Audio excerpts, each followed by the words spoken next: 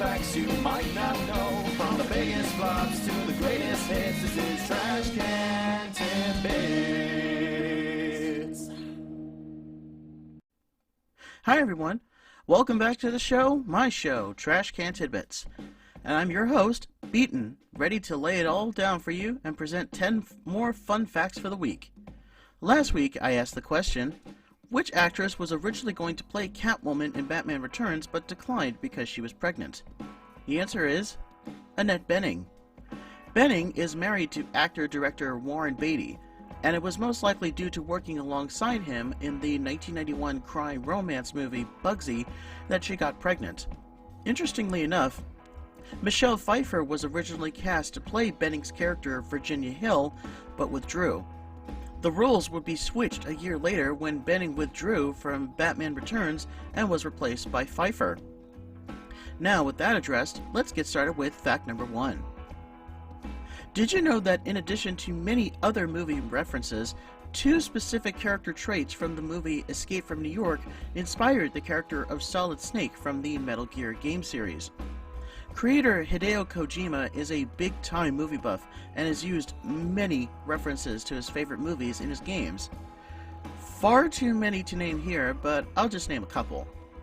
Solid Snake is an obvious reference to the character of Snake Plissken from Escape from New York, including the use of an eye patch, which shows up in Metal Gear Solid 3 for the character of Big Boss.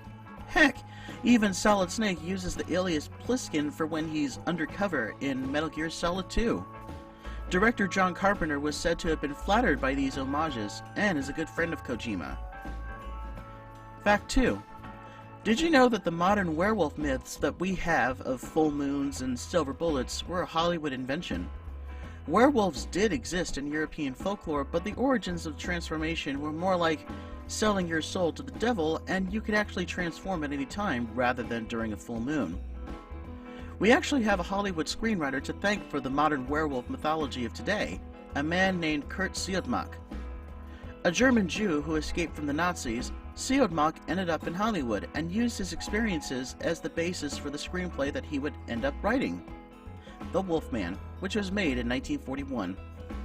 Traits such as passing the werewolf curse on through biting someone, silver bullets, and of course, the full moon, have become part of werewolf pop culture to this day. Fact 3. Did you know that there was one cut song from the movie version of The Wiz, but is included on the soundtrack? The song, sung by Diana Ross as Dorothy, was called Is This What Feeling Gets? Dorothy's theme. It was meant to be sung after the gang's first meeting with the wizard in Dorothy's hotel room in the Emerald City. The song is rather melancholy in tone, and a great showcase of Diana Ross's voice.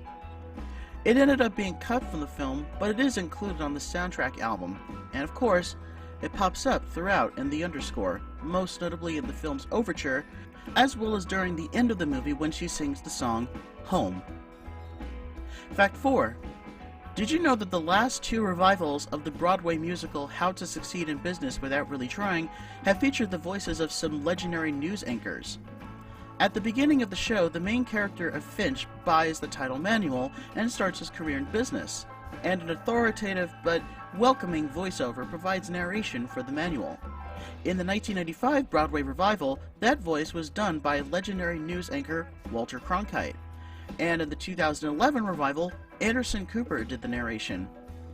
It was said that Cooper was personally chosen by Daniel Radcliffe himself, who was playing Finch on stage. Both voiceovers also carried over to their respective cast albums as well. Fact 5. Did you know that 2 British acting icons were considered for playing a Bond villain and later starred alongside each other playing the Pope? Anthony Hopkins was originally cast to play main Bond villain Elliot Carver in Tomorrow Never Dies, and even filmed for a few days. He ended up withdrawing from the role because the script was incomplete and he was obligated to star in another movie. Jonathan Pryce got the part of Carver instead and played the part with absolute relish. Both Pryce and Hopkins would later star alongside each other as Pope Francis and Pope Benedict respectively in The Two Popes, for which they were both nominated for Oscars. Fact 6. Going back to The Wiz for this next fact, did you know that the original intention for the movie was to have the original Dorothy, Stephanie Mills, reprise her role? Diana Ross, however, lobbied hard to get the role, considering, at the time, she was in a relationship with The Wiz's movie producer and Motown founder Berry Gordy. Despite the fact that she was way too old to play Dorothy at 33 years old, they instead made Dorothy a 24-year-old kindergarten teacher from Harlem instead of a teenage girl from Kansas like in the original musical. Ross, however, displayed phenomenal acting and singing chops throughout, so to me, it didn't matter. She also made sure that Michael Jackson was cast as the Scarecrow if she got the job, again allowing two music icons to appear together in the same film. Fact 7. Did you know that a famous Japanese actor and real-life ninja provided motion capture for a classic PlayStation game? Sho Kosugi, a karate master and martial arts practitioner who gained fame in the 1980s for playing ninjas in various movies such as Pray for Death and Enter the Ninja, provided motion capture work for the main character Rikimaru in the game Tenchu Stealth Assassins. The game was groundbreaking at the time for its pioneering stealth gameplay and action set pieces. Kosugi also provided Rikimaru's voice for the Japanese version of the game, and even his son, Kane Kosugi, a frequent co-star of his, was a stuntman for various NPCs. Fact 8. Did you know that the first Mission Impossible movie is the only movie in the franchise to not have Tom Cruise firing a gun? While it is true that Cruise's character Ethan Hunt handles a gun in one scene, he doesn't fire it at all. In fact, for a movie that has some over-the-top action scenes, only 6 gunshots are fired throughout the entire film, almost all of them being fired by the film's main villain, Jim Phelps. Fact 9. Did you know that the abbreviation code for the Nintendo Gamecube in the United States is different from how the console is abbreviated in Japan? Moreover, on further inspection, it does tend to give pause. The console is abbreviated as it should be for Japan as NGC, but for the US, it's GCN. This is due to the manufacturing chips that were created for the system, which is abbreviated as GCN, in order to give a stronger connection to Nintendo itself in the United States. They instead elected to put the N at the end of the abbreviation instead of at the beginning, like with the N64. Fact 10. Did you know that in the Bond movie From Russia with Love, there is a poster that was featured in a big set piece that advertised a movie that was being made at the same time from the Bond producers? The poster featured was for a movie called Call Me Bwana, starring Bob Hope and Anita Ekberg, which was produced by primary Bond producers Harry Saltzman and Albert Broccoli. The giant poster featuring Ekberg's face was shown as a hideout for a villain character who attempts to climb out of an escape hatch built into the actress's mouth, only to be shot as he was emerging. The resulting bullseye causes Sean Connery to quip, "She should have kept her mouth shut." And here's this week's trivia question.